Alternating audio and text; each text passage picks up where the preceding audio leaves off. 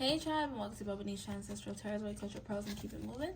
Welcome to our Saturday reading. Today's reading is what does it mean to spiritually kill someone, and how do we protect ourselves from that? This was a requested reading, and I feel like this is a very important type of reading. So we're going to go ahead and see what kind of answers we can get from this.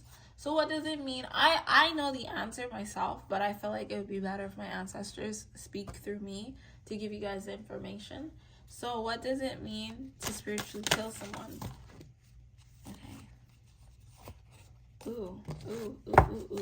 All right.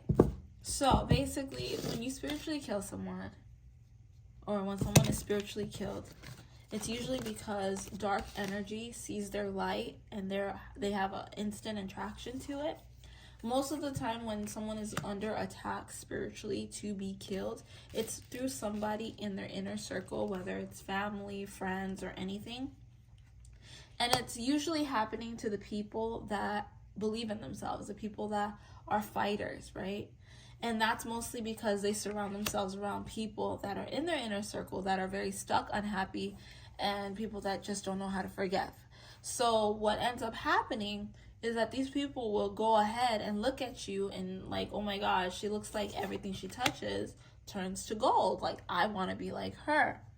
So then that person watches your life and they become a little more depressed, sad, and angry towards you, and they're willing to do whatever to hurt you. Okay, now when it comes to that, in this request you asked about if it's verbally being attacked. Yes, that is one form of spiritually killing someone. Verbal abuse, physical abuse, mental abuse,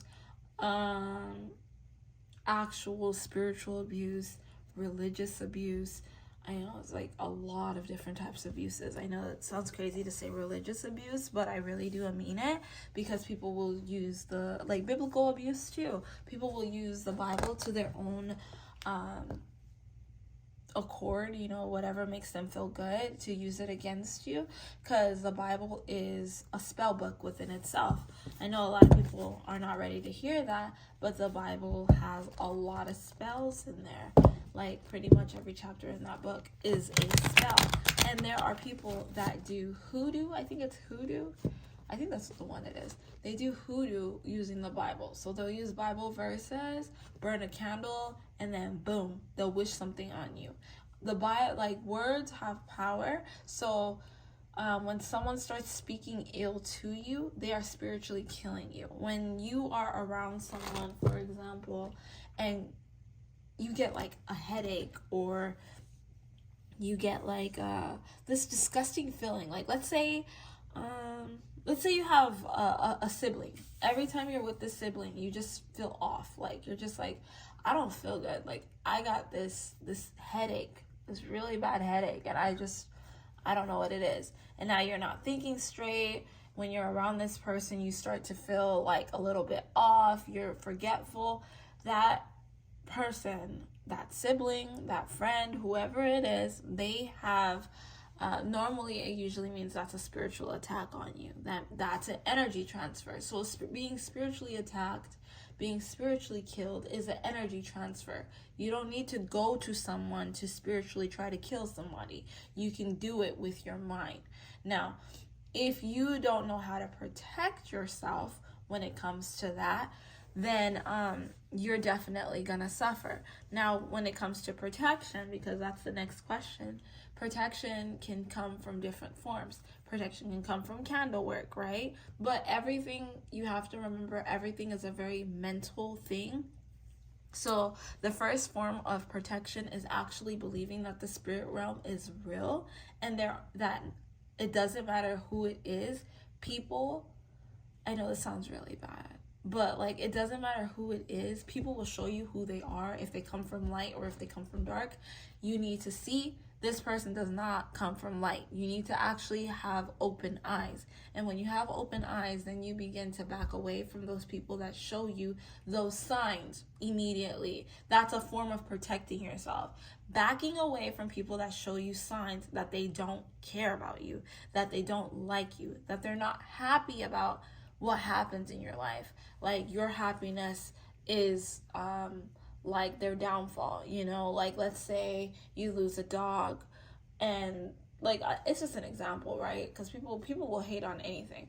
Let's say you lose a dog and someone's like, ha ha ha, your dog died, but you really loved your dog.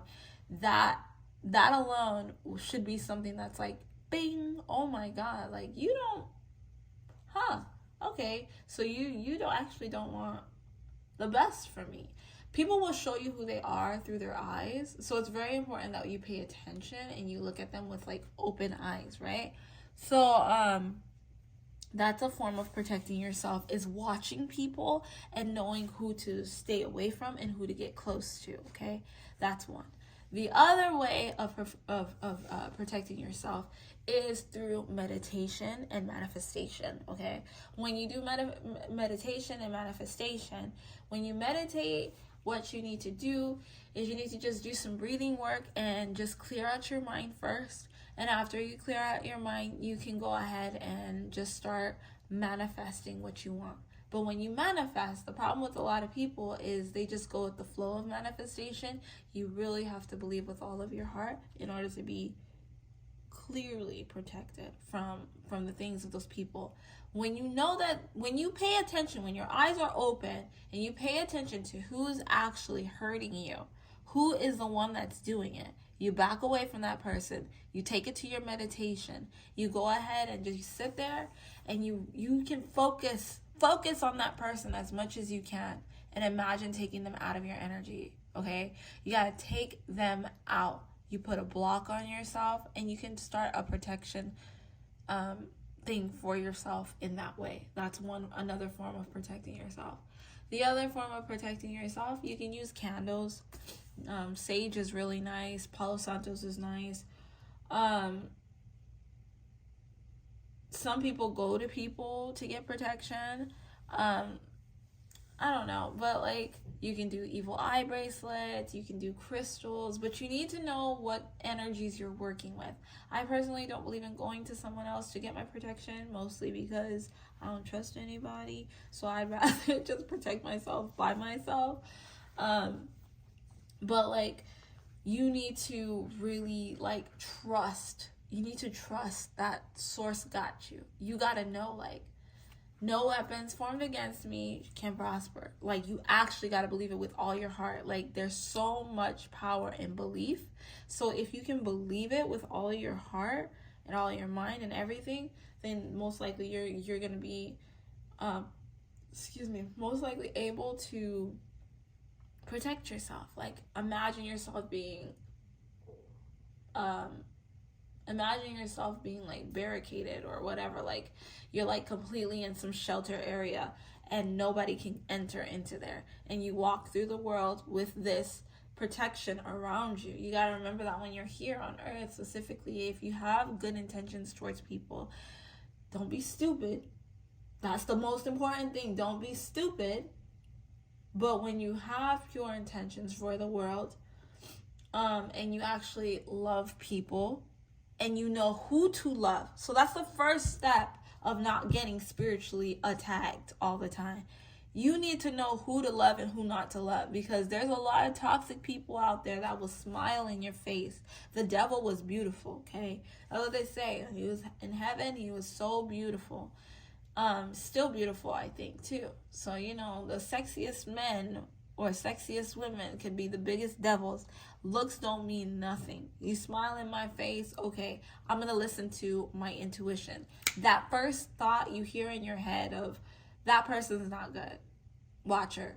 That's your protection. That's like God sending you protection right there. And it's up to you to listen and to actually follow and not to fall victim to that stupidity. When someone starts speaking ill towards you, you will die. I'm not gonna lie. I'm being so serious. If someone is evil and they're speaking ill towards you and you continue to stay there and deal with them, eventually, trust me, you will die. Or whatever they wished on you, whatever they told you will come true. Because eventually you're gonna believe it. You can only fight for so long. That alone is a spiritual attack within itself.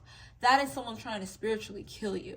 So when someone starts to verbally abuse you, mentally abuse you, physically abuse you, leave.